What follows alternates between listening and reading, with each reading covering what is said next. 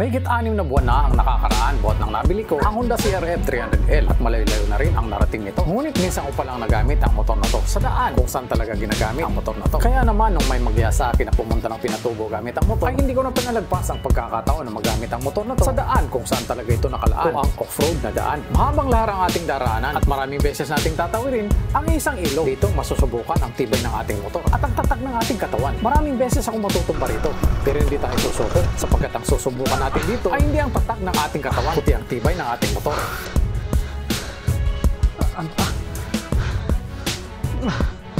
Sige lang, okay na. Maraming mahirap na daan na wala kang magagawa kundi tulak ang iyong motor. Malalaki ang mga bato at madulas ang buhangin sa daan. Maraming mangyayari at hindi magiging madali ang biyahe na to. Pero hindi tayo susuko o ayaw sapagkat ang biyahe na to, mapapatunayan natin ang tibay ng ating motor. Kaya dyan lang kayo, panoorin nyo ang video.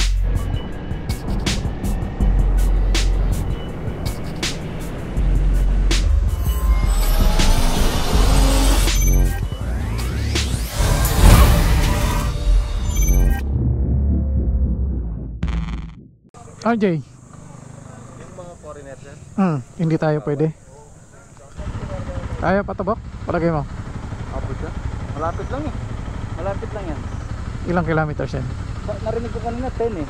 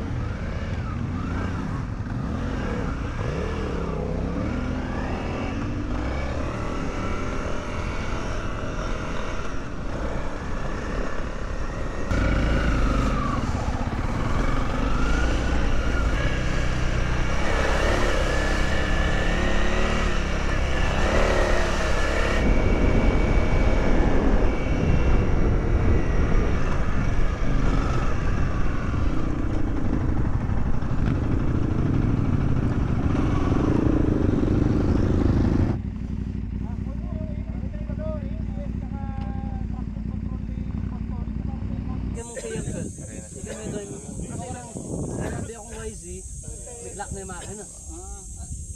Kaya kami naman, minus ako na. Dapat sa yung fan. Dapat Hindi mula na magkabit sa'yo. Kung kanila ka ba itong 4,000 lakad ko na.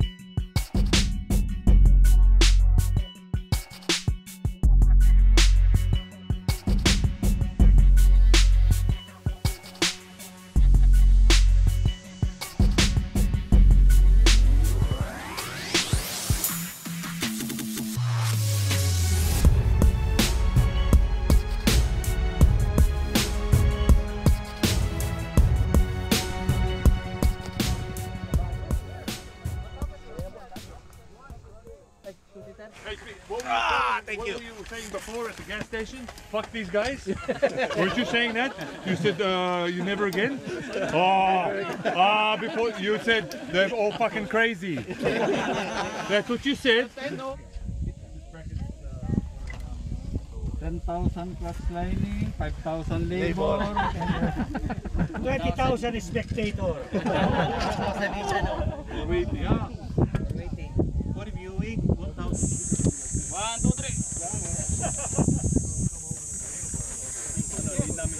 Kanino to?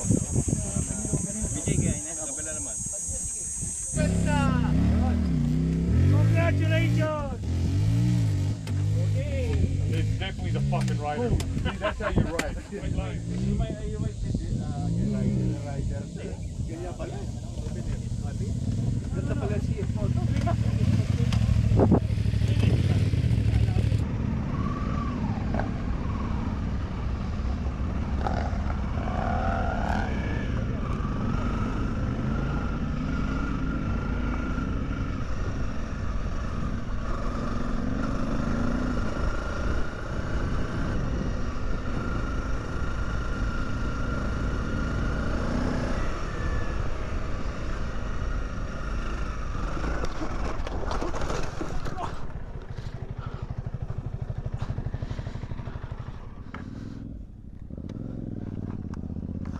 Okay.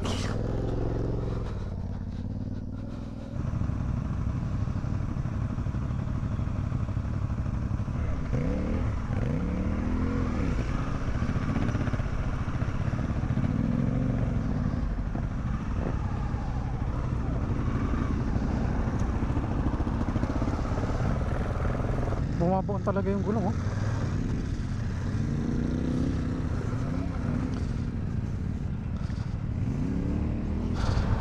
Dito na kami sa puro tapyas yung bundok, oh. Puro buhangin din yung bundok.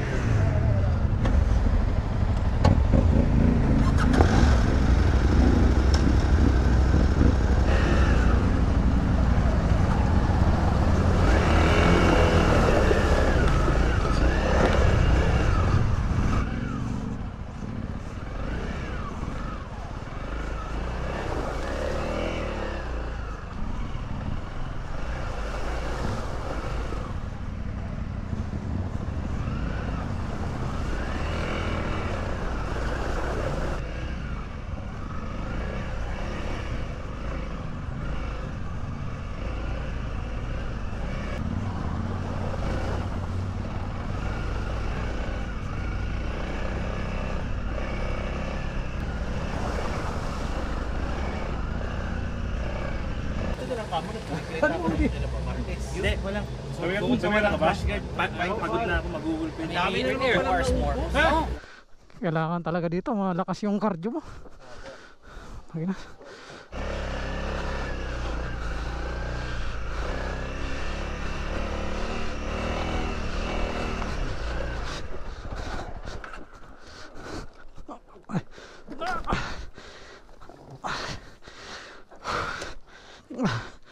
Sige lang, okay na.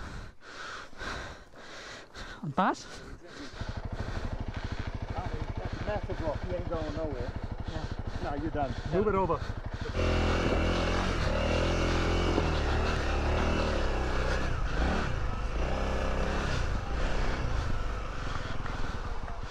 Hanggang dito na lang yung motor tapos maglalakad tayo from here.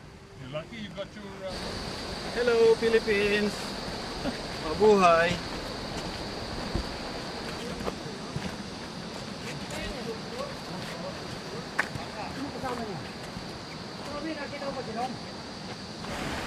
Ooh, all right.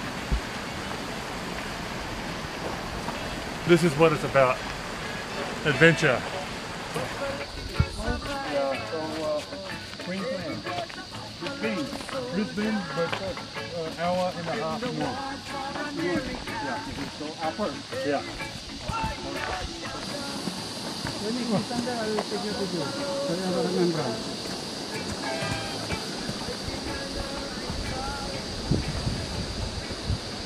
Oh, I like that also. Mauna na ako, Bok, at mahina ako maglakad. 3 more kilometers.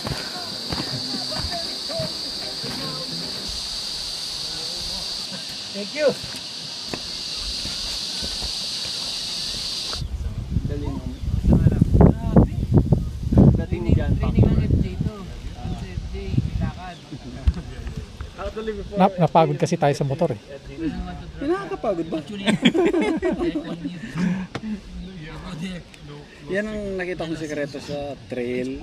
Ah, Yung kailangan ma-preserve mo yung energy Energy mo. mo. Pag mahina ka na, ah. pati yung mga simpleng ano lang, natutumba na eh. Pagod at gutom ka na.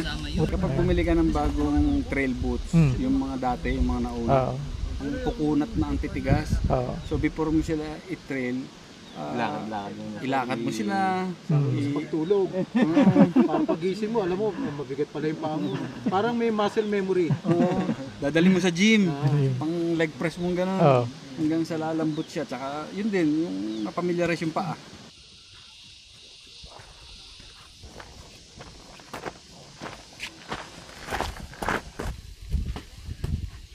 Ay, PG na para, medic. Lai.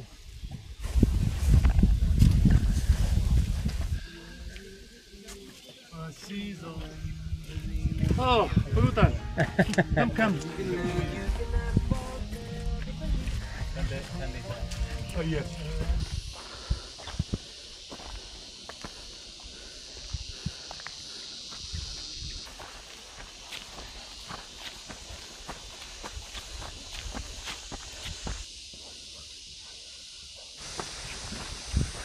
Hindi ko na orasan kung anong oras yung lakad namin. Pero hindi matagal-tagal din.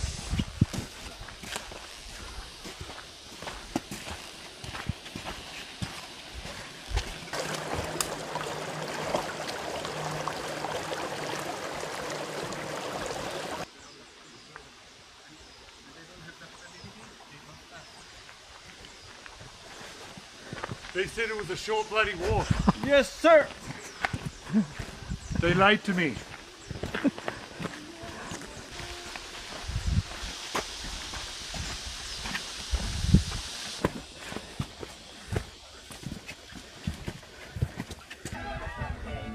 One more.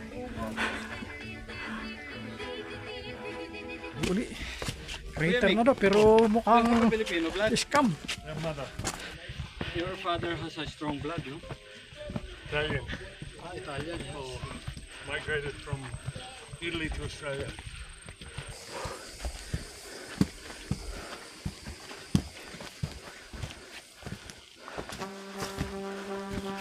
Do you have a Bible? Yeah.